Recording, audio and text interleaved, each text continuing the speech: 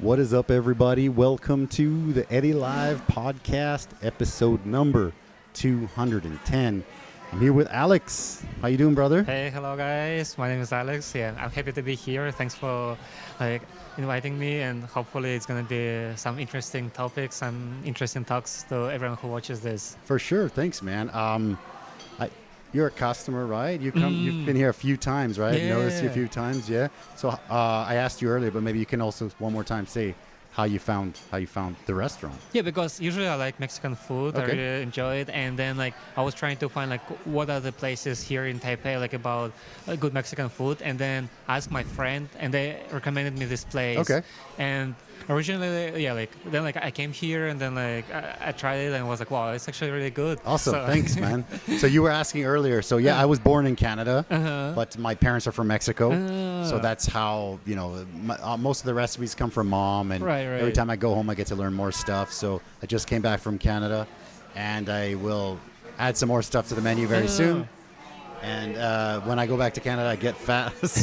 So yeah, I'm slowly kind of getting back. I go back to Canada, and it's like every meal is really big. You wake up and mom's got big breakfast, and it's great. I love it. I don't get to go back very much, but yeah, when I come back, it's like, okay, gotta start the intermittent fasting again and start to get, drop the belly. Yeah, I mean, recently I've been to States, and actually the Mexican food there is actually pretty similar to here. I think it's exactly the same. The portions are pretty big, and the food options, and because actually many restaurants in Taiwan, when you go there, the food options they have there is kind of limited. Usually it's just nachos, burritos, and tacos. But here is like chimichangas and all other stuff. So I think it's pretty good. Thanks, man. I appreciate it. So yeah, most of the recipes come from my mom, and we've been doing it for about 16 years. Yeah. We try to, we also started with a smaller menu, and slowly we grew it. And actually so most of the restaurants we had before, we had a stand and then a small one in Danshui, then a medium one sort of in Tianmu. We started as a really colorful, really Mexican hole-in-the-wall style place, which is pretty good, but I think Taiwanese people, they don't really know what that is, and they kind of go in and they're like, what is this weird ethnic place? So this place, we still have the same food. We added things like chicken wings and stuff like that, and so we kind of twisted it a little bit to make it a little bit more Western. And then with that, you have the local beers on tap, and it helps a lot. It helped us a lot, because when you focus on just Mexican, it's tough, because it's a very small percentage of people that know that. But if you want to go out, you want to get a Western meal, it helped us a lot. Right. Yeah. So and I think also here is more American style of Mexican food, right? Because there's two types. I know. Sure. Yeah, for sure. So the food we make, it's still the traditional style, but we package it kind of more American, because we have done the really, really Mexican stuff and then packaged it as really, really Mexican stuff, and nobody knows what it is. You know what it is? So I think the U.S. is really good at marketing stuff like that, and so there's dishes that people have never heard about Mexican food, but they moshi ga juanbing, they know that. So yeah, I mean, we try to kind of cover as much as we can. So definitely, I have some friends that have straight Mexican restaurants here that are also really good, and they're also pretty authentic. But yeah, we really try to cover as much as we can, because for probably the food business is tough, man. So for probably 10 years, it was break it for 10 years. And I'm telling my wife, I'm like, oh, next year. I'm like, okay, let's make this one a little bit more Western feel, and all the stuff that I miss from back home, live sports and stuff like that. So yeah. 16 years is a long time. It's a long time, right? Yeah, brother. So you got to tell me what brought you to Taiwan. Okay. That's the first question always, right? Right. So for me, for myself, is that my parents, my dad, he used to work here, so he used to be an engineer here, and then I actually started to come here when I was a kid to visit him, because first he was living in Korea, then he moved to live here in Taiwan, and I would come here during the summer and visit him, and then when it comes to choose the school where I'm supposed to study in the future for my university, I had two options, to study IT like back home or study international business here. Okay. And I felt like it's more interesting to go to another country. For sure. And when I came here a few times before, I actually like it. So I thought, okay, I just come here and study for international business. Okay. So that was kind of like the beginning. Why did I come here to Taiwan? Okay, beautiful. So you're saying from back home is, Back in is Russia. Okay, Yeah, okay. yeah. So do you get to go back to visit much? Is your dad here still, or is he back there? Oh, okay. So like at the time it was Long time. like this. So like when I came here first, my dad and my mom, they live Yeah. here, and me and Okay. my sister, we live in Russia. Oh, okay. And then like when I came here for university, my mom, she went back to stay with my sister. Okay, And gotcha. then like a few years later, Like trade places. yeah. Okay. And then like a few years later, my dad, he go back. Okay. Because their company, they got bankrupt, so like some Okay, stuff. gotcha. So Okay. he go back to Russia, and then another few years later, my sister came here, and then a few years later, then my parents that came here. Oh, So, beautiful. So it was like always Okay. like this thing, but now like all. It's like a musical chairs, right? You just Yeah. keep changing and changing. Oh, that's cool. But now like four of us, Four of you people guys are here. Here, yeah. Okay, all in Taipei or Right. in So- Neihu or where? First, my parents, they were in Ilan when they came back here, but then like now they live in Taipei. Okay. We live in 3 different places. I live in Neihu. My sister, she lives in Banqiao. Okay. And they live in Zhongshan. Okay, But okay. all pretty close. But that's Taiwan's so small, especially compared to Russia. Yeah. Taiwan is so small, right? Yeah. So I went back home to visit, and my sister lives on Vancouver Island, right? And it's oh. almost the same size as Taiwan. Ah. So it was pretty cool to go back and visit and see similar island kind of lifestyle, but a little bit different. It was cool, man. But like in Beautiful, Vancouver yeah. Island, like will it be the winter there or no? So no, it's still same summer. It's still the summer, oh. yeah. So yeah. But usually will it have the cold winter or no? In the winter, yes. It's very cool. The island is not too bad. So I live close to Alaska. Oh, like that's wow, where that's I'm really from. cold. So it's cold there. Uh-huh. And so we can drive from my little town called Kitimat to Alaska in about 4 hours. Oh, okay. So from my town to Vancouver is about maybe 16 hours. So Canada is also quite big, yeah. Yeah, because I know like Vancouver is really cold, so It's pretty cold, yeah. Yeah. But so we're way north of Vancouver, so it's much colder. What about in Russia? Must be similar, no? yeah, it is cold. Must be but cold too. I don't miss the winter there because Yeah. like I remember like the last winter when I knew that I'm coming here, I was Yeah. like, oh wow, this is the like when I'm gonna come here. Like I didn't like the winter. I don't know. Like I much rather like the summer here, the really hot summer, than like Yeah. the winter like anywhere. For sure, I would rather take it's too hot over too cold, Yeah, right? yeah. So here it will be like maybe 39, 40. But where I live, the winter can be minus 30. minus 30. Yeah. Minus 30. Even if you move inland, also minus 40, which is like, that's crazy. Yeah. Right. So I'll take 40 plus 40 over minus 40, right? Yeah. That's what you're saying. Yeah, same. I agree. But like I kind of feel like a lot of people, they say like, oh, I would love to live in the winter. But I think like when you live there like for many years, Yeah. you kind of getting tired of it. I think people always they want like the grass is always greener, Yeah. right? So if they're from like a little tropical island, they're like, oh, I want snow, I want snow, I want snow. But if they live, in Somewhere the snow, they're like, I want tropical island, Right. It always seems to be like that. Yeah. Yeah. So you're working, right? Yeah. You're a digital marketer, right? Right. You've been doing that for a while in Taiwan? I mean, like actually, I started like when I was I think like 14 years old. Oh, beautiful. Tell me about that. So, Tell me like- how you started. Okay, so like the story how it started is that I got my first job like when I was like 12 years old. Like I Okay. just kind of like want to make money, right? Yeah, So, of course. But then like that kind of was like a really hard job that I think it was like a huge truck with watermelons, so you would need to go there like take those watermelons out, and you will Yes. get like. I remember like I got like I think like $180 for a whole day. Like working there is like you work whole day but you don't get like much money. Oh, that's crazy. Okay. And then like at 14 I started to work part-time at one factory. Yep. It's like a lot of vegetables there, and Yep. then like I need to cut those vegetables, and then like also like you work whole day but like you don't get much money. And then my dad had a scooter, and then he got an accident, so he Oh. crashed the scooter, and we tried to sell it out, but then we couldn't sell it. And then I think we tried for 2 months, 3 months, it didn't work, and then like I decided to repair it, and after I actually fixed it, then I could sell it for a much higher price. Oh, great. Okay. So at the time, like I started to get the scooters, I would buy them for cheaper price, the broken scooters, And you fix them and flip them. Yeah. Flip them. Oh, that's cool. So that's how I started to do some stuff, and then like I actually started to sell some stuff online. Like Okay. I think like when I was like 14 or 15 years old, I started to Wow. sell some stuff online. It was kind of like helping people with social media back home. I mean, like back in Russia, because there's like a VK. It's Okay. like similar to Facebook. So Okay. I was helping people. Does Russia have their own social media Yeah, platforms? yeah, yeah. Okay. Okay. They try. I mean, like they were on Facebook as well, but somehow people just Use the prefer local one. Local Okay. one, yeah. Sure.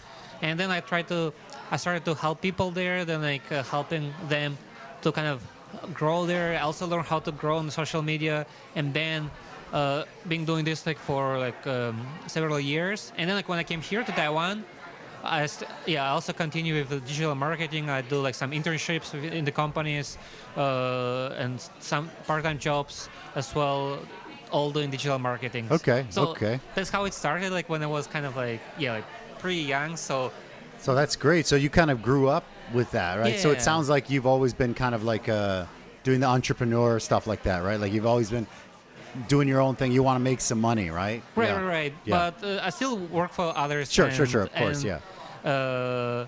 For like digital marketing, it's kind of like I knew what I like since a really young age. That's great. So it's also a good thing because I know a lot of people they finish the school, they don't know what they like, and I was kind of lucky to know what I like Okay. at a really young stage. So Okay. I could kind of like learn and develop and get some experience. Okay. So yeah, but now like I still do digital marketing, and once I finished the school, I started to work for the company doing Okay. digital marketing there. So you interned there first? No, that one was like a full-time job. Okay, and then okay. And it was like Taiwanese company. I was the only one foreigner there. Okay. Like only need to speak Chinese. And it was like all for Taiwanese market. So it was pretty cool. And Okay. the good thing is that it was kind of a big company, but they had how to say? I could try to do little different things. Oh, great. So I came there originally to do social media first, but then like I could learn about like how to do design, like Okay. of like product pages, like wow. do e-commerce site, Beautiful. work with influencers, then like do the product shootings, Okay. film some videos, simple one, organize some shootings. So it was kind of a good thing to learn a lot of different things because I only knew how to do social media, but I didn't know how to make photos, how to take videos, Sure. how to edit videos, how to use Photoshop, how to use like some other software. So Okay. it was kind of a good thing that I could learn a lot of things. And yeah, now like I work also like doing digital marketing. Okay. Yeah. Okay. It's almost kind of like going to school, right? Yeah, But for yeah. something you like. Right. Right. I think one of the benefits of a small company is because, for better or worse, they're usually a little bit understaffed. So you get to try like everything, right? You Right, get to, right. like you were saying, you did the videos and the marketing and social, but you did so many things. So I think that's great, man. Yeah, Beautiful. especially because like I think like when it's how to say when someone leaves, Yeah. boss always like wait who can help, and most of the people they don't want to Yeah, help. yeah. And I wanted to learn. I mean, I think like I have nothing to lose, right? Like Yeah, of course. Wow. Yeah, so why not? And especially if I don't have the experience and I fail, then I mean they cannot say anything. What are you going to say? I don't know what I'm doing. I'm just trying to Yeah. help, right? Right. So it That's was beautiful. a good thing to learn, and yeah, like keep doing those things from there on. Yeah. That's great. So from then, so how long have you been then totally in Taiwan? Taiwan almost 10 years. I Okay, think, like, about 10 years. Okay, Yeah. okay. And quickly, let's talk about how did you learn? Because I've heard your videos are great. A lot of them are in Chinese. I think most of them are in Chinese, right? Yeah. Most, right? So how did you learn the Chinese? Okay, so the Chinese was like pretty difficult, I think, at the beginning. Sure, of course, yeah. Like a lot of people, they say like Chinese is the hardest language. Yeah. And I agree, for this. And yeah, like when I came here, I tried to learn Chinese by myself. Yeah. I tried, I think, like for 1 or 2 years, and it didn't work. And then like 1 year during the summer vacation, I decided to take Chinese classes Okay. in Wenhua University. Wenhua Dashi, Chinese okay. called, Yeah. Wenhua Dashi, Yeah. It was Sounds like good. a 3-month classes. Oh, beautiful. Like the intense one? Yeah. Like 6 or 8 hours a day type thing? I think it was like I think like around 6 hours a day. Okay. Oh, beautiful. Okay. And okay. like from Monday to Friday, it was like only 3 months, and then like I improved like so much. Yeah. And after classes, I would always try to practice with people. So I usually use like Tinder, like to meet with the girls, but I Of want course. but not only to find a girlfriend, but also like to practice Chinese. So like we would That's match, so funny. and then like I will like, do you want FaceTime? And then like we do FaceTime, and then like and then I try to practice what I learned, and also maybe I just learn like new grammar, and I will just try to repeat it as many times as I can, just That's like great. so it can stay in my brain. So yeah, that's how I learned. I only took like for 3 months, but I had a lot of practice opportunities. Okay. And then like I worked part-time as well. Like I worked like in restaurants, in hotels. I need to speak their Chinese Yeah, as it helps a well. lot when you're forced to speak, right? Yeah. And that's actually a good tip for everybody if you want to learn and practice your Chinese. Get on Tinder. Get on the Tinder and be like, hey, let's speak Chinese. Yeah. So I think that was kind of like the easiest way to improve is just like to practice. So my vocabulary is still quite limited, especially Gotcha. because I only had the chance to learn for 3 months. I wish I Okay. could learn longer, but Yeah. I just didn't have time. But so my vocabulary is quite limited, but I just know how to say hard things using simple words. You know what? That's really similar. Like I've been here for 20 years, and my it's pretty smooth.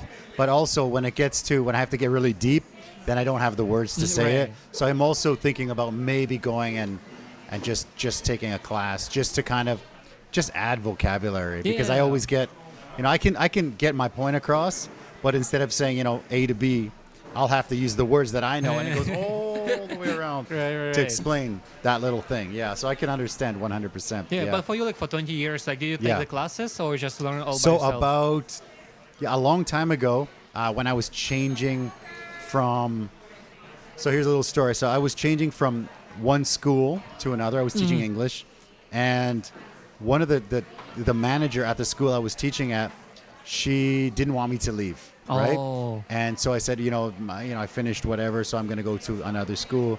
And then she says, I have your ARC, so you can't go. Oh, wow, And, that's bad. it's bad, Oh, man. wow. I don't know if it's still bad, but Yeah. it was really bad before. And so basically, you didn't even know the rest of it. I'll tell you the rest. So I went to the next school. I let that ARC run out. I went to the next school, and then I would start the process again to get my ARC, and I got all the way to the end, and the government rejected my ARC, and so I asked why, and they said that the other school, the school that I left, they blacklisted me, and they said that I was really bad with kids, and they made all this bullshit up. Oh my God. And they blacklisted me, right? So I went back to the school, and I said, what the hell, what are you guys doing, right? And the lady, she was this, let's say not great looking lady, not a great looking lady, right? So, which is important if you hear the end of the story. She's like, yeah, we did that, blah, blah, blah. And she said, I can fix it. And I said, okay, so please fix it. And she says, well, what am I going to get? Oh. And I'm like, okay. And I'm like, well, what do you want? And she's like, well, I'm a single mom. And I'm like, what? No way. She's like, yeah, I'm a single mom. And, my husband left me a long time ago. And it's been a long time for me. And I'm like, So then I got on a plane and went to Hong Kong and got a visitor visa. Yeah. Oh, so it was, okay. because I was like, oh no, it's so bad. Yeah. It was crazy. So me too, hashtag me too, right? Yeah. So it's so funny. Yeah. So yeah, me too. Like started like 15, 16 years ago, right? Yeah, a long time ago. But yeah, it's funny because I think it's hilarious. But yeah, at the time it was like, oh, Yeah, very, well, very that- strange. Yeah. That's really bad. Like how they actually, like, they did not really a nice thing. It's pretty bad. Yeah. No, Yeah. but Taiwan's great, man. I've been here for 20 years. I love it. I'm really like pro Taiwan.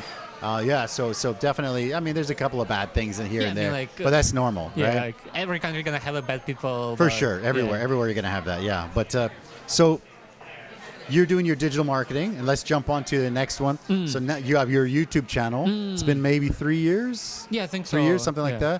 that. I think recently you posted about just starting, 0 subscribers, right? Oh, yeah, I saw yeah, your yeah. recent post about that. So what made you start want to start to do a YouTube channel? Okay, so actually first I did some Instagram accounts. So Okay. I think I had like 5 or 4 Instagram accounts. And Oh, okay. it was actually also to build a portfolio because I Gotcha. had an Instagram account and I wanted to kind of like, because I do digital marketing, so I need to prove that I can. Of course. I can do Yeah. this. So at the time, like I built it like a few accounts. Like there was like one about traveling, about the food, about traveling in Taipei, and then like the biggest one, it has like I think like 120,000 followers. Oh, wow. Okay. And it was like even a few years ago. I mean, like that time, like 120,000, it was like a lot. I mean, like It's a lot. Yeah, now yeah. it's not maybe like not that much, but like It's that, still a lot. It's still a lot, It's still a lot, yeah. but yeah, like I could build it, and I started to do another account and another account, but I always wanted to do YouTube,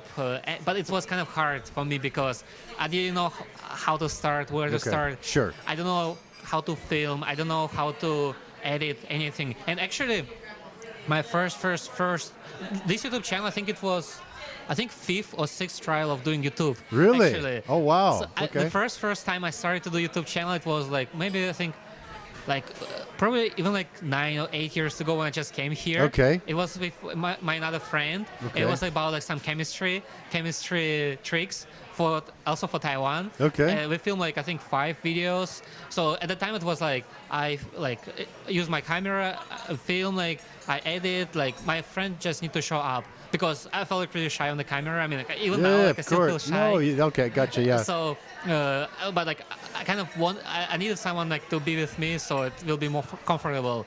And his Chinese was like much better than mine, so Gotcha. he will be kind of like the main. You did it in Chinese? Yeah. Okay. Because at the time, like I don't speak Chinese much, maybe some simple words. So, but his Chinese was like super good. Okay. And then like we filmed like 5 videos or 4 videos. I edited them, but then like he started, no, I cannot do this anymore because we need to spend money, and we are students at the time. But we don't have to spend much money. It's like maybe like $200, $300. But for students, For student, it's still a lot. it's still That's a lot. Yeah. So it was my first trial doing YouTube channel. It didn't work. Then like another few years later, there was another YouTube channel we tried to make with my ex-girlfriend. So, Okay. Okay. So we kind of like filmed the video. I edited the video. It was kind of like about couples, like some pranks. Those are popular, the Yeah, couple yeah. videos. Yeah. So I edited the first video, and then we break up. So Of course, I was gonna say that's a tough one. Yeah. so we didn't have to say. You see, like 2 channels, even before we start to upload, like only filming and editing, like even didn't start to publish yet, but it all kind of like stopped there. Then a third one was with few of my friends. Yep. Again, we filmed. At that time, like it was that some of my friends, we kind of like split who gonna do what. Like someone gonna be responsible for video ideas and filming. Someone gonna be responsible for video editing. So we film, I think, first video, and then the person who's supposed to edit never edits it. And then like I said, okay, it's okay, let me edit it. Like I can do it. Okay, so no, I will do it. So then it didn't, how to say, he never did it. Yeah. And there was like another channel. That was the first channel when we actually started to publish the videos. Okay. Finally. Good. Okay. It was like me and my friend. So in that type of videos, it was kind of like I'm gonna do the video ideas, gonna find like the guests and everything, and he gonna be responsible for the production.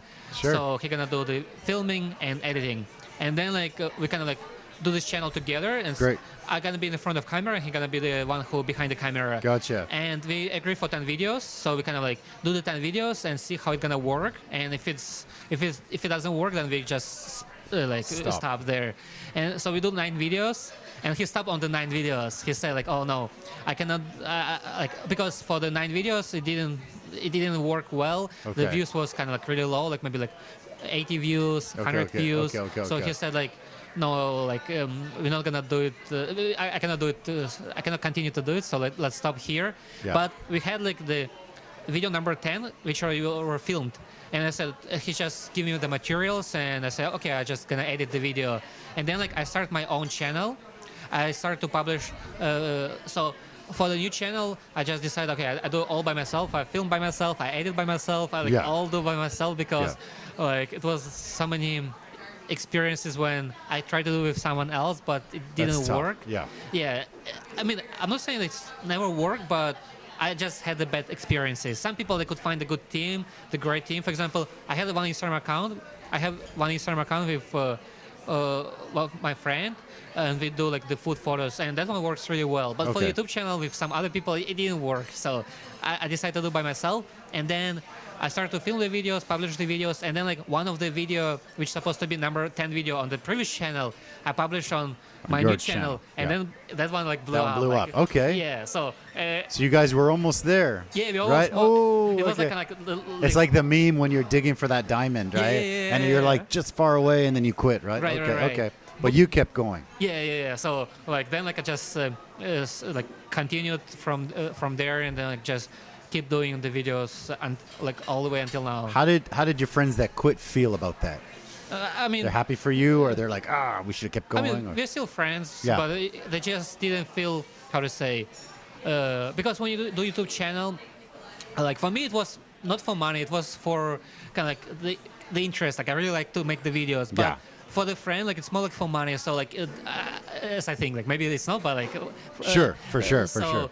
You need to invest a lot of your time in it, but then like the outcome you get is not that big, right? Yeah, like, for sure. In terms of money, in terms of anything else. So like you for have me, to like it, right? Yeah, I mean, so that's why like for me, like I didn't quit because I didn't do it for money. I did it for like the interest, because I really like that. When you have this idea, right? Yeah. And like you try to make this idea into real life, like you organize the filming and everything, like a movie producer, right? Yeah. Like, and then you edit this, then like you publish it, and then when people like to watch it, it's like the feeling is really good. Of course, yeah. So that's how, kind of like how it could motivate me to keep doing it, but. Yeah, like I still need to spend money on everything. It's kind of like a hobby, but kind of like an expensive hobby. Yeah. No, tell me about it, man. I mean, geez, look around. So me too. I started doing it because first I was a big Joe Rogan fan, and I love podcasts. And you do look like a Joe Rogan a little bit. just like this, like with the restaurant, you meet like so many people and so many stories. Like you have like a professional MMA fighters, and you have YouTubers, and you have comedians, and you have CEOs of big companies, and everyone comes to eat. Yeah, right. And they all come and they all chat, and they all have a pretty good story, and they all think they have no story. That's the funny thing. They're like, I'm boring, I have no story. Then you get them on, and they're like, oh, that was great, you know. So I always think I'm always chatting, and then I think, this would have been.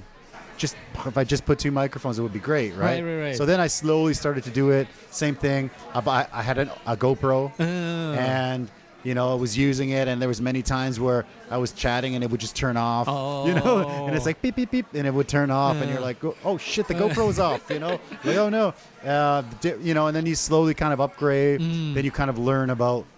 All the tech stuff, yeah. So I think the audio stuff I'm pretty good at. The video stuff I'm still kind of new. So yeah, I'm just testing out this new camera. No, but your setup is really cool. And thanks, man. Appreciate it. Yeah. And I think the audio is the main part all the time. I was uploading it to this software that would kind of send it to Spotify and iTunes. I was doing that for a long time. I just stopped recently, so I gotta get back on there. Yeah, because then it goes to like everywhere, Google Podcasts and iTunes and everything. So it's pretty cool. Yeah. So and it's fun. I love doing it, and the chat is always good. For me, this is like I'm super busy. I have a daughter and a wife and a business, but this is like my night out. So so thanks for coming, brother. I appreciate it. Thank you. It's always my pleasure to have someone here, and especially. Someone like yourself, you came here, you have a unique story, and the YouTube thing is great. I love it. I love doing it. I actually want to go do more things outside, so that was another reason why I got kind of an expensive camera. So I'm like, I got to push myself, but we'll see how it is, because I'm always like these microphones. Like I'm a big fan of like Elvis Presley, like old stuff. So that's why everybody's like, get the Shure SM7B. And I'm like, I want to get that, but I still like, the Elvis Presley microphone. So I don't know. But maybe like with this kind of setup, like you could go like do some like street interviews, like ask people, right? Some questions. I want to do that. So when I went back to Canada, I brought a little setup with me, and I did a couple podcasts there. and I was like, oh my god, the audio is good. It's just DJI wireless mics. Oh, and they were great. And I had these little small rig like things where I clip it, and so definitely I want to do that. And I think you've done that, right? You've done kind of that. So how do people react when you like? Because I'm also like, not shy, but I was always super introverted. So to just go up and be like, hey. Oh, I'll do it. Tell me about that. I mean, like for me, like I tried not for this channel, but before. I actually even tried like the prank channel, like it was like about like social experiments, like trying like to lose, like for example, the first video we tried to do is like we walk on the street, then we lose the wallet and see like how people gonna react. And in Taiwan it was like in Taiwan everybody gives it back. Everybody gives us well, like, oh wow, that's so cool. And like for example, there was like one time we drop it and literally we walk away like 100 meters or even more, and then like it was like one little girl, she takes it and she runs out to us and like give it to us, and we're like, wow, that's so cool. That's beautiful. Yeah. And like for me, like it's really hard to do kind of like the videos where you actually try to interact with a stranger on the street. That's tough. It's tough. It's tough. Also for the people who like on the street, like it's like a lot of people, they kind of like shy and they don't want to be in Taiwan. On the people are very shy, especially, right? Yeah. So there was like one time we do the kind of like a pickup video. It was like a girl and she comes to the guys and try to pick them up. But then like it didn't like all the reactions kind of like, because for the videos, like when you want to be when you want to make a good video, you want to get this good reaction, right? Yeah. Because people, they watch the video for emotions, but if they watch it and there's no good reaction, there's not good emotion that they can get, then there's no like kind of, then it's not gonna work well. So I think for this kind of videos, it cannot be like particular on the people's expression, but instead it can be like of something what they say. Like if you ask them a good question and they answer something interesting, then I think it would work really well in Taiwan. But it cannot be something that, oh, I'm gonna prank you or do like a zombie prank or something like this. Because it's a little bit negative thing, and then like I don't think it's people gonna could get, and then a stranger could get angry maybe, right? It's tough. It's tough. So, I like that prank where there's you go to like a Home Depot or something, and then people will have like 2 buckets, and then whenever I see that, I laugh. They'll go up to somebody, and then they'll throw a bucket on their head. Then they put a bucket on themselves, and then they take it off, and they're just like, and they look at the person like, "What's going on?" And the guy's like, "What the?" That's my favorite. Every time I see that, I just laughing. That's crazy. But you don't know how people will react, so it's crazy. So I think like if you do the pranks, it should be at least with positive end, right? Like for it's sure. Not something negative. So what do you think is like in Taiwan a successful recipe for a YouTube video? For YouTube video, I mean, it should be the question that everyone wants to know the answer for. So something that people want to know, but something that they not necessarily knew before. Maybe they didn't know that they want, they didn't know that this something that exists, and they want to know the answer for this question. So this is, I think, kind of like the best part, because all about YouTube is kind of like about curiosity. So you want to make sure that you have this kind of a curiosity about your video, about the thumbnail you make, about the title you make, about the video. I was going to say, how important is it? I know, but just I mean, it's super important. Like the thumbnail is kind of like the main thing. Like then you need to make sure that the thumbnail matches the content as well, because when you make the content different with the thumbnail, people click on it, but then when they see it's different, they're not gonna. They leave. They leave, and they're gonna be angry, and they're not gonna come back again. So you want to make sure that your thumbnail and the video itself, the headline matches, and the thumbnail. And it's catchy. Like the thumbnail need to be really catchy. The title need to be catchy. The topic need to be catchy. Then like people gonna click on it, because right now like. There's like so many different videos, because before, maybe like 10 years ago, 5 years ago, it was like about the quantity then, but now it's about the quality. So like people, they try to make upload like every day, then it might not work as well as you do like one good video, but maybe like once a month or once a week or once in 2 weeks. So I think this is how it changed. And because what do you think is a good number? I mean, every channel's different, right? Like a once a week or twice a week. Like what do you do for videos for yourself? For ideal situation. I mean, ideal, I think it would be like once a week. Okay. But for me, like, as YouTube is more like a hobby for me. I still have like full-time job. I still have some, Yeah, of course. Of course. So sometimes I cannot do like every week. So it would be like once a week or like at least like once in 2 weeks. Okay. Yeah. Okay. Beautiful. And unless like I get burned out. Like if I get burned out, then it'd be like once a month or. Burnout is crazy, but it's tough. I mean, it can happen in any industry, and I know that right now, kids, like the number one thing they want to do is be a YouTuber, right? So I mean, what kind of maybe advice? Because I know a lot of full-time YouTubers. We know a lot of the same people, right? Yeah. Like Lucas and all those guys. So they're doing it full-time, and you know, people think that it's a super. I mean, it is great. It's awesome. People think it's super like glamorous, but like some guys will say, you know, they're in front editing like 12 hours a day, right? Yeah. So it's pretty tough. So what would you? Is your goal to get full-time YouTuber? I mean, not necessarily full-time, but for me it's more like for fun. Like as I said, like it's a hobby.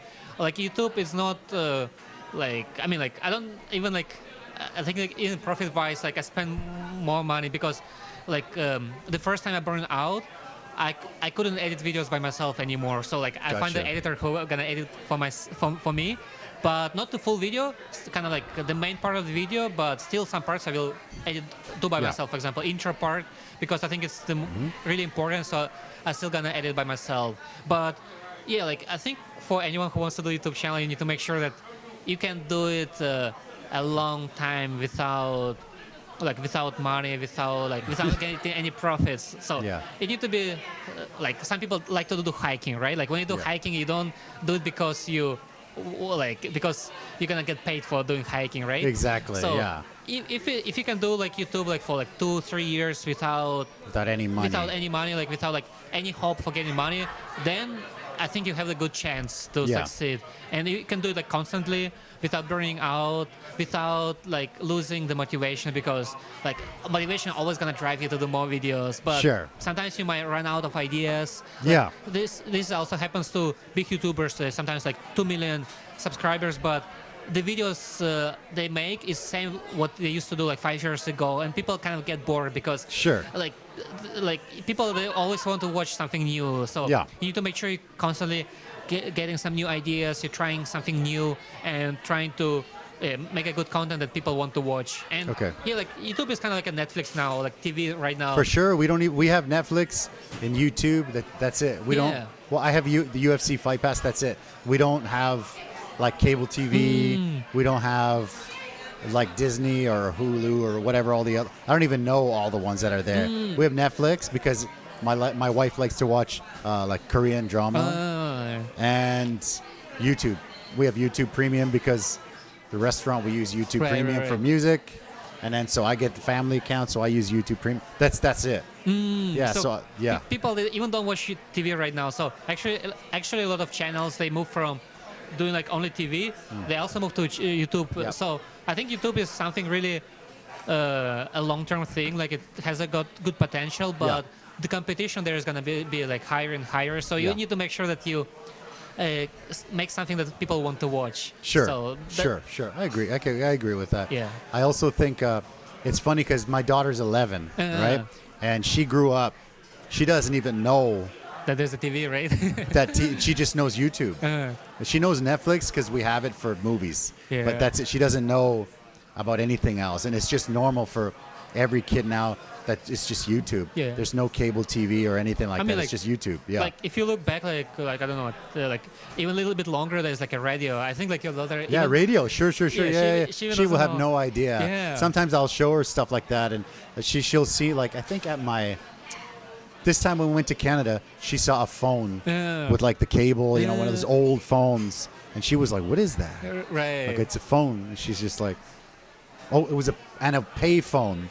She saw a pay phone, and she's like, "What is that?" I said, "It's a pay phone," and she's just like, but everybody has their own phone. Why would they need a pay phone? I'm like, well, it was not always been like this. It wasn't right? always like that, Yeah. right? Yeah. So everything you see, like it's how to say, everything is developing. So you, like even YouTube is gonna develop more. So Sure. when you make the content, you need to make sure that it's something that people want to watch. It's kind of like people gonna spend their time on watching your content. So Yeah. it should be something that they can get something out of it. Like it's either emotion Yeah. or knowledge or something else. Yeah. Like it's not like when you watch a movie, right? Like when you watch Yeah. a movie, you start to watch it because you like the idea, but then like when you finish watching the movie, you kind of like got a good like kind of like Feel happy. feel happy, right? Yeah, Like you yeah. didn't know like how it's gonna end. So that's the same with YouTube. Like when you make a video, it should be like a little movie. It doesn't Yeah. necessarily need to be the high quality, but the idea like need to be a really good idea and make people be curious about what's gonna happen. Like what's gonna happen in this video. Okay. So- okay. So I also we talked about the gear a little bit, right? Yeah. So I know a lot of like other YouTubers that bigger YouTubers and stuff. They just use the cell phone, like so. I think that a lot of people think, oh, I can't start because I only have a cell phone, right? But I think you can basically start with Anything. almost anything, Yeah, right? I mean, maybe like 10 years ago, like 10 years ago, it would be a good excuse. Oh, I cannot start because of I don't have the camera. But now, like your iPhone 14 is much better than like Then the some of GoPro that I cameras. started with, for sure, So, yeah. I don't think it's a good excuse anymore. It just shows how people want to do YouTube. Like if they say like, oh, I cannot do because of this, because of that. Yeah. That's they're just saying like about their motivation. Like if you find those excuses not to do it, then like I mean maybe it's not for you. One of the things about YouTube that I found is when people they treat it kind of like a business, like their business, like they're their own boss. It makes a big difference. And I also like being a business owner. I find a lot of similarities because I've met so many people that are like, oh, I know how to make a burger or I know how to make a taco. And then they're like, they open, and then the first month, the restaurant's empty, and they're like, oh my God, what am I going to do? Like, when you have to keep going, you have to be going. You're not going to.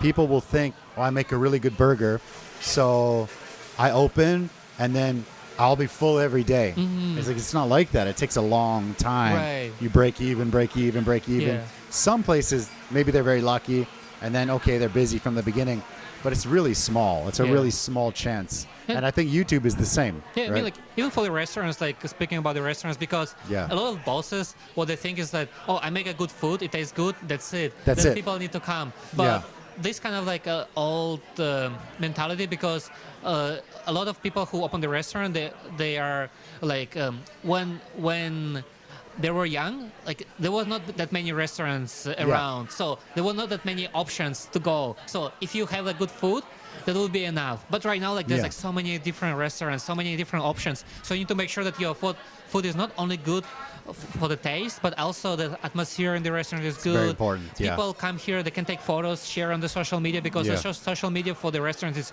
really big thing. Huge. Yeah. So yeah. when you make a food, you need to make sure it looks kind of presentable. Looks for presentable, Instagrammable. Instagram, like make sure that it's like someone when they come here they can take the photo, maybe like make even promotion, like take our restaurant and get something for free. Sure. It's gonna keep helping the restaurant. But actually, we've done that many times. That helps a lot. Yeah.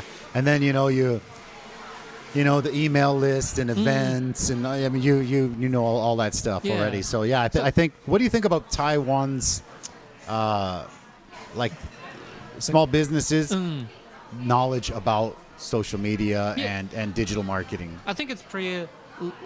It was quite limited, especially like 2 years ago, 3 years ago, because I've been doing like a food blog, so like like a lot of restaurants, they would invite me like to take some photos of the food, and then like when they do this, they actually like a lot of other restaurants, they don't even know that there's food bloggers. That you need to invite them like to take the photos of the food.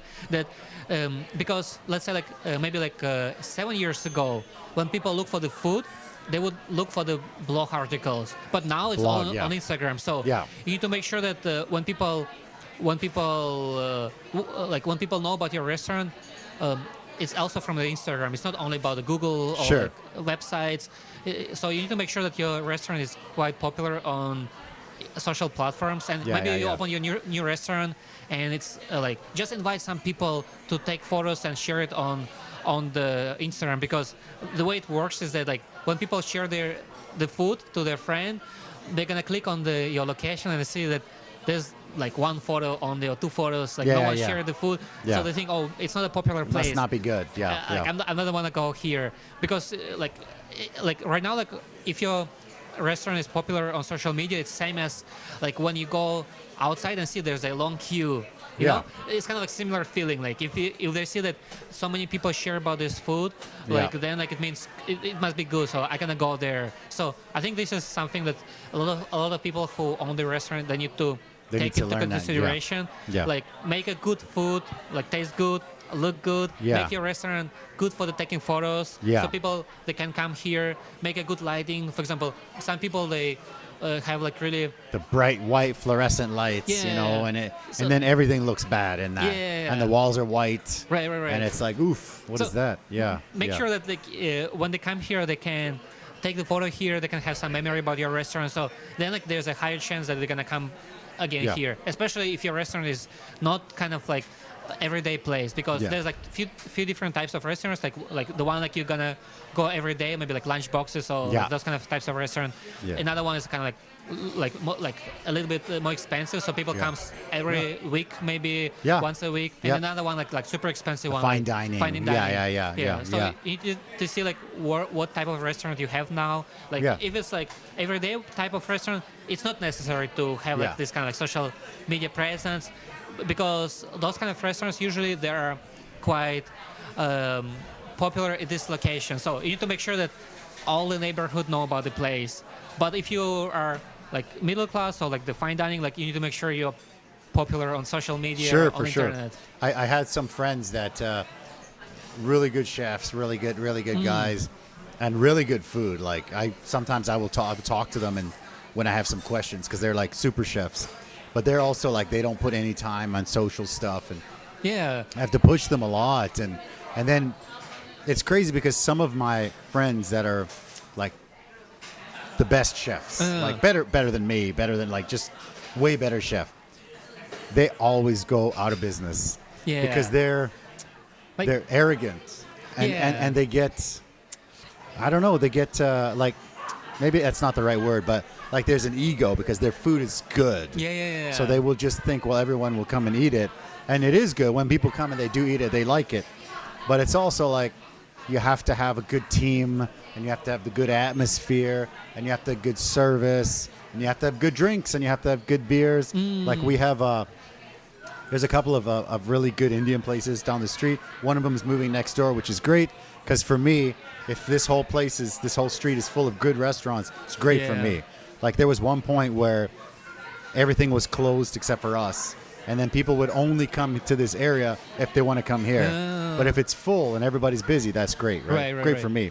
So yeah, there was these two places up there, really good food, and we had one customer that they come here all the time, but they were coming and they said, we were going to go to that other place because their food is also really good, but their drinks suck, their beer selection sucks, and they're just like, you have the food and the drinks and the atmosphere, and we just thought, well, let's just go there, right? So you really have to make, it's like a triangle of, like service and drink and food, and so you try to do it. Yeah, it's tough, but it's doable. Yeah. But the problem there is because a lot of restaurant owners, they're gonna be really focused on making the food. That's it. Yeah. And they don't have time to do like the marketing part. So exactly. That's kind of like the main problem. But that's where you come in, right? Yeah. You can come in and do the digital marketing guy, right? But it's also, the tough part is some of them don't think they need it.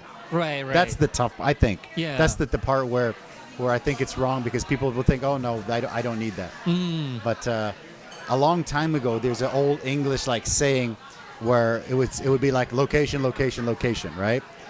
They would always say the three most important things are location. But now the location is the phone. Yeah. Right? So you can be in like a little alley in the middle of nowhere, but if you got a nice Instagram and you got good Facebook and you're responding to your Google and all that stuff, then people come. Right. It's great. It's great. Yeah. There was like one time, like I go to one place in Yangmingshan, and like you literally would never find it. It's like super, super far away. Yeah. And then like there's nothing there, but it's full because people they know it and they know it how. Like it's not they walk on there and they see like what's that? Come. Let's go in. Yeah. No, it's not. It's like it's on social media. Like they see it from the social media. They saw someone go there. They see that the photos are great. The food looks good, so they're gonna go there and try the food. Yeah. And also, a lot of people they go to the restaurants not just to eat the food, but also to take the photo there. So it's important to have like a space where that makes sense. Yeah. Everyone is on social media now. Like everyone wants to share about like where I go, what I do. I look happy here. I like the food here. So you need to make sure that when they come to your restaurant, there's something that they can share on their social media. That makes sense. Yeah. So then like it's a free advertising for you, right? For sure. Yeah. Sometimes like it's like everyone has the friends. There's like 100 people watch this like a story, and then like 100 people saw about your restaurant. Maybe like at least like 1% like want to come. It's already one great. person. So that's great. No, I agree 100%. And it's all for free. So why not? Why not? Right? Yeah. So let's talk a little bit more about your channel again. So you went to like the interviews route, right? Right. So you're doing like the interviews and like trying different foods and stuff. So what caused you to sort of like change? Let's say I'm going to go that way. I'm going to do the interview style. I mean, I tried like different types of content. So it's always like trying and see what people want to watch. Yeah. And I try like other types of content, but maybe it's not necessarily what interesting to people. Sure. So like I try to try something new all the time and keep the one like the most interested to people. Okay. So the interviews they have been working great, and also because I'm the foreigner, so sometimes like when I interview people and they share about their experience in Taiwan, I can think, oh wait, this is actually how I feel about it as well, or maybe it's different, and then I can feel like, oh wait, this is actually interesting. I never thought about this. So, and I kind of like to talk to the people, know about their story, about their like how did they come here. So the same same thing. Yeah. So I just like how they think about this. How to say?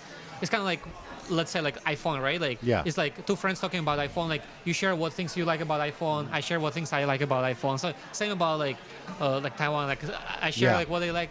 They share about like what they like about Taiwan. I share what I like about Taiwan. I also share what they don't like, and that. Yeah, of course. So, I think it's great. Yeah. So it's not always kind of like some people they want to do it only like what I like. But I feel like if there's something you like, you also have some things you don't like. For sure. And of course, it's always how you improve. Like you always improve by thinking what things you don't like. This is only the way you grow. And that's why I actually like to ask all the people I interview about what things they would change. What things they don't like, they would change. Yeah. Like if they have a chance, like let's say if they're president or if they're a musician, like what they can change, what they would change about Taiwan. I think it's kind of like a good thing to know. So the things that people would change, is there like a common? Is there kind of a common answer somewhere, or is it just so different? I mean, like sometimes driving, it's like kind of similar. Some people would say the weather, mosquitoes. Okay. But some of the things are quite interesting. Like I saw your one with Cole. Huh? Cole was talking about. Remember Cole Fogel, right? Yeah. So I was watching that one today, and he was talking about the school because he has kids, and there's too much homework, which I agree 100%. Yeah. Some people would say this, with and the homework. I actually agree with this part because in Taiwan the school system is kind of like I'm not sure. I'm not like the judge, but sure, for my kid, like I don't know, like if it's a good thing that he would study or he or she would study like all day long, like from like 8 to like 6 or sometimes even longer. So and then homework. They come home, their brain is tired. So like I saw like a lot of kids, they have like a white hair when they're like like little kids. I mean like they're young, but they already have white hair. And the worst part is that they don't have time to know what they like to do. This is the worst part. They do all the things like for like 11 years, 12 years, but once they come to the school, to the university, or even after university, they don't actually know what they like to do. That's the kind of like the worst part, I think. I think they get burnt out for sure. And then what else happens is they have to choose. It seems like they have to choose a career like super early, like 15 years old or something, which is not everybody knows that. Right. I mean, 99% of people, when they're 20, they still don't know, right? So yeah, to choose to be like, okay, you have to go to this special vocational school because, you know, you scored this or whatever. And a kid is like, what are you talking about? I just want to play video games, you know, go to the park, right? So it's tough. So I have a little girl as well, and yeah, definitely. So you know I know how it is, right? for sure, yeah. Yeah. She goes to local school, and yeah, it's definitely tough. I think it depends a lot on a teacher. Like her grade 3-4 teacher was like an older guy, and he's just like traditional guy, lots of homework. And then now her grade 5-6 teacher, so she's in grade 6. It's like a younger guy, way less homework. So it's right now it's not bad. Yeah. Right. But Yeah. there's another thing. Like I'm not sure if it actually works in this way, but because here in Taiwan they're gonna change all the classmates every few years, right? Yes. So I kind of feel like by doing this, they actually cannot build a good relationship with Agreed. like a long-term relationship. So like because of this, it's actually kind of hard for them. Like when they start to work, they only work like for 1-2 years, and they kind of gonna change quickly because they're not used to have like a long-term relationship. That's what I feel like. I'm not sure if this is actually how it works, but That's actually spot on. No one's actually really said it like that because it's very true. My daughter, yeah, she would have to change every 2 years. Yeah. And for me, I have friends from kindergarten still now. right. I'm 45. I have friends from kindergarten, right? Yeah. She still has friends for like kindergarten, but now she's going to go to junior high, and then we were talking about which one, and she's just like, well, her friends are all going to be split up. Yeah. So yeah, it's tough. Right. And you know, one of the problems is, as an employer, definitely people will work for 6 months, a year, and then they quit. Whereas, like again, I sound like an old man, but when you're raised, it's just like, you know, you do your job, you get your job, and you just kind of work your way up to a high position, get a Right. good salary. That's Yeah. it, right? But it seems to be like people are just bouncing around. Yeah. And especially when you do something like a service business, it's just like bounce. And then you're 40 and you're still, you know, getting, you know, going for your 30 grand or whatever. Right, And it's right. like, man, come on. You're Yeah. killing me, right? Yeah, It's tough. that's the part I spotted. So it's kind of like because they change all the time, so they are really easy to give up on things they didn't work out well. For example, they come to the job, they think, oh wait, this is too tiring, there's too many things. Like, like, let me just switch to another position. Yeah. And I'm not sure if it's good or bad, but this is what I. No, for sure. For me, like, for example, I just had, this one young guy. I won't say his name. So he was working with us. He came in for an interview. We needed people in the summer for the kitchen. And he's like, okay, you know, my dream is to open a food truck. And I want to do that. And, you know, I want to learn, you know, about some Mexican food. And we're like, okay, come and learn here. And I'll help you open a food truck if you stay here for 3 years or 5 years, right? I'll help you do it. Like, you can even use the Eddy's name, and then you can make money right away, right? Because the name is finally something, right? I mean, after 15 years or whatever. And he's like, yeah, so, you know, everyone's happy. Like 6 weeks, 5 or 6 weeks, you know, he quits, and then he basically tells my wife, you know, when he's picking up his paycheck, oh, I feel like you guys focus too much on cleaning. Cleaning. Well, you have to clean. Right. You cannot have like a filthy kitchen. Yeah. But you have to, when you're new, you got to start with dishes, and you got to start, you know, cutting the vegetables. You're not going to come in and start plating and doing the sauces and all the secret, you know, seasoned stuff. Yeah. You have to wash dishes. But he didn't want to do it, so he quit. Yeah. Especially like when you think that you want to open the restaurant, like you need to learn from. You have to learn from the bottom. Yeah. Like, otherwise, like if you don't know, like it need to be clean. Like when you open the restaurant, like your kitchen gonna be dirty all the time, and you even don't know like that. You need to tell your employees. You don't even know. Yeah. Yeah. So, but it's not like, I don't want to just harp on the young guys. Like I have a guy that I know, a friend of mine, who used to have a burger place. Actually, great burgers, really great burger, one of the best. But he not a great personality, right? Let's just say. So customers were just like, what the hell? This guy's crazy. So, you know, he went out of business. And then, you know, one time I posted for something, we're hiring or something. And he contacts me. He's like, yeah, I want to work. And I'm like, what? You want to work here? He's like, yeah, because I said, okay, come in, interview. And he said, you guys have been doing for a long time, and I want to learn how to run it properly, because he had the food, but missing something, right? So I said, okay, come in and learn. Great. I was, happy. But usually, again, when you work with your friend, within a month, you tell him something, and he's just like, oh, no, you guys don't know what you're doing. You should be doing this. You should be doing. I'm like, what? You came here because you want me to show you what to do, And he's like, oh, no, this is not right. You shouldn't do this, and it's to this and to that. And it's like, he's like my age. So not just the young guys, man. It's crazy. Yeah. It's crazy, yeah. It's like people, they don't want to learn. They don't, like it's kind of like if you have the experience and you have something to in your background, then of course you can say this. Sure, but of course. Yeah. If you have like a successful restaurant, then you can say, oh, you cannot do this. But if you have, if you don't have it, then like... it's hard. Yeah, it's like, like I'm doing the podcast, it's good. But it's like me going to tell some like coup or somebody huge, say, oh, you're doing it wrong. Yeah. What are you talking about? He's killing it. Why would you, that doesn't make sense. Yeah. Of course I would never do that. That's ridiculous, right? But especially like he comes to your place. It's not it's not like you come into his place and you give him some suggestion. But because it's crazy. Yeah. But a couple more quick questions about YouTube. One question I always ask all the big YouTubers here. If you stayed in your country, you stayed in Russia, would you still be doing YouTube?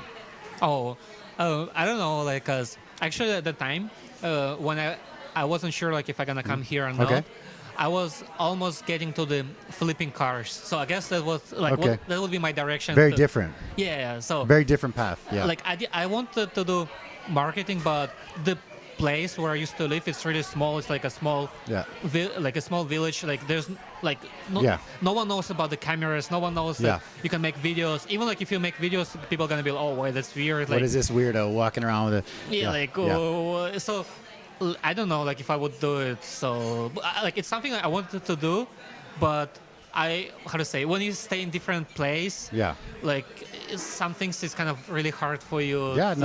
To kind of like to like just to try, because you feel like you have it's hard. It's hard. For example, here I have like so many friends who's doing photos, so I could ask them, how to set this camera here, or so. But like there, if you don't have like anyone to ask or anyone to kind of like someone to learn from, I think it's kind of hard. Yeah. And you know what? I was saying that I asked that question to all the big YouTubers, and their answer is all no. No, It's all no, because they're like no. Even when I went back to Canada this time, we went to the island and we took an 18-hour ferry from there to my hometown, which is like a cruise, right?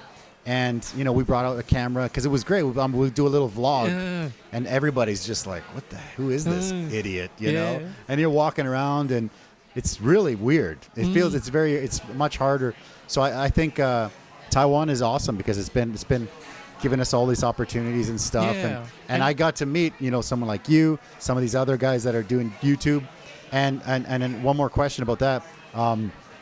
When I started this, I had like a couple 100 subscribers or something. Then I started to look around at other people doing podcasts and interviews and stuff. And then I found like guys like Lucas and stuff with really huge channels. And then I was like, okay, well, I was so hesitant to ask, hey, maybe you can come and do one. And then when you actually get the guts to ask them, they're so cool. They're like, hey, yeah, sure, let's do it. And then they come and they start, say, oh, this is the mic I use, this is what we use. And they will talk for like hours, and it's so friendly. So I think that the YouTuber community is so friendly here. I would agree with this part. I mean, I even could add more that is like, when I came here, I was like I really didn't like to take photos of myself. I don't know why. Like now I regret a lot. Like I don't have like many photos when I was like younger, because I was like kind of like, oh no, I don't want to take photos. I don't like to smile. I don't like to be on the camera. I was like so shy. But then kind of like being here, it just opens you up, and then like you don't need to be shy. You can take photos, and like so that's kind of like, I think a good thing about Taiwan is that like you can you can be yourself here. Like that's the good part. And about like YouTubers, I think people are friendly. They just kind of like like what I learned before is that all people are people. Like, doesn't matter like how many subscribers they have, how many followers they have. Most of the time they're just like normal people. They go to the restaurants, they eat the same food, like they do the same things. Some people, I would say, especially on TV, I could feel they're more like a little bit arrogant, like a little bit fake, some of it, right? Some of it fake, for sure. But like, I think like in YouTube community it's more real. That's what I feel, but maybe I'm wrong. No, I agree. That was why I wanted to ask you that, because when I got to meet like Lucas, and then Prazi, and then Alan, life in Taiwan, and everybody's just like so nice, and I thought, oh my gosh, it's almost surprising. Like, what's going on? Am I getting punked? What happened here? Because everybody's so friendly, and you thought, wow, okay, cool. And so I think that's great. I love that. I love that about the community here. I also met some Taiwanese YouTubers, and they said that the Taiwanese ones are also friendly, but not as like, maybe because the foreigners are less. I don't know. Yeah, I mean, because we're kind of like community here. I guess we all know each other. We're all in the same boat, right? Yeah. Like, sometimes like we're all Waiguren. Yeah, all Waiguren. Yeah. So maybe that's one of the reasons. Like, for bigger YouTubers, I mean, I don't know many of them, but some of them like. Okay, I don't know many of them, so I cannot No, it's good, but I think what's cool is everybody.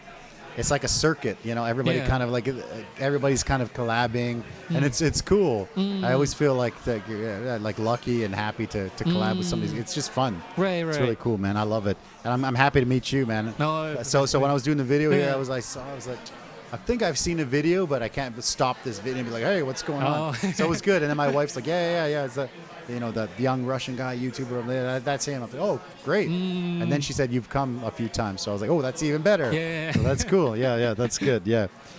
So quickly, what do you think about like Mr. Beast, like the biggest Mr. Beast? What's your opinion on Mr. Beast? I mean, he knows what he's doing. For sure. Yeah, like he's really good. He knows how to make video interesting, because like you see like that's what I was saying before, like he makes the videos that like you're curious about. You don't know the answer, like crazy videos. Yeah, it's kind of like you don't know like what's gonna happen there. Like he shows you like expensive boats, like you never seen them before. He gives you the experience you couldn't experience before anywhere else. Yeah. So this is the good part, and also like why it's so hard to copy him, because he's like super big. Like I mean, like like he's actually spent a lot of money, a lot of effort on the production, on the idea and everything. Like so, it's really hard to copy him. Oh sure.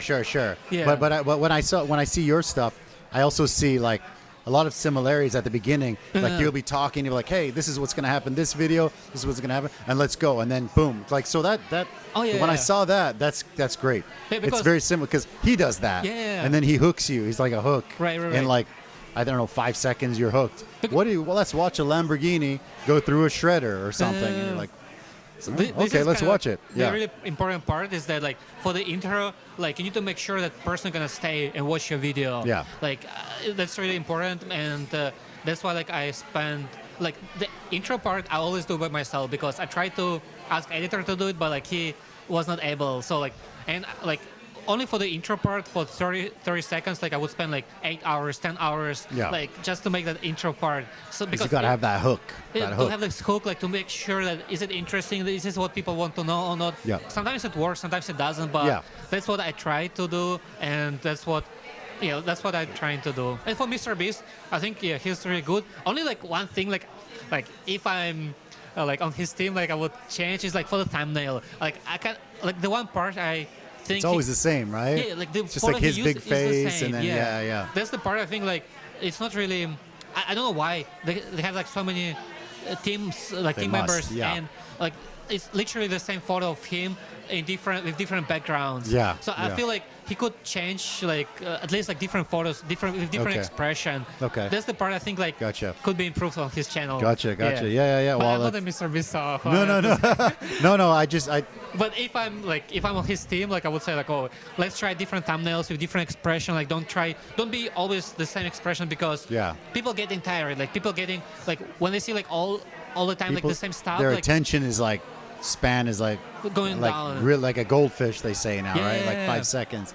So yes. like they're kind of getting used to your face, and if it's the same all the time, they might be like, oh wait, maybe I saw this before, so let me scroll. That's true. That is true. Because sometimes, he just did a airplane one, flying airplanes or something, right? And I look at it and I'm like, did I see this one already? And I'm thinking, I'm like, I think I've seen this.